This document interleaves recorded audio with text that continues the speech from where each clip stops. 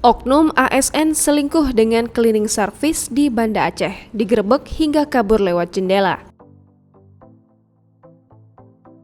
Oknum aparatur sipil negara di Banda Aceh diduga selingkuh dengan cleaning service. Keduanya sama-sama bekerja di sebuah kantor kementerian di Aceh. Keduanya kepergok sedang berbuat tak senonoh di sebuah rumah di Kecamatan Lengbata, Banda Aceh, Aceh pada Selasa 22 Juni 2021 malam. Saat terjadi penggerebekan oleh warga, oknum ASN tersebut sempat melarikan diri lewat jendela rumah itu.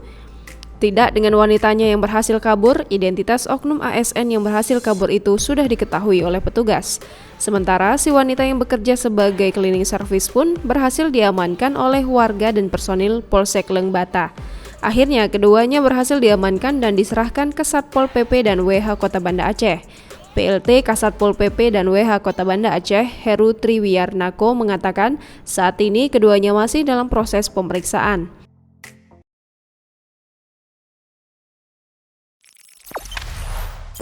Jangan lupa subscribe, share, komen, dan like ya!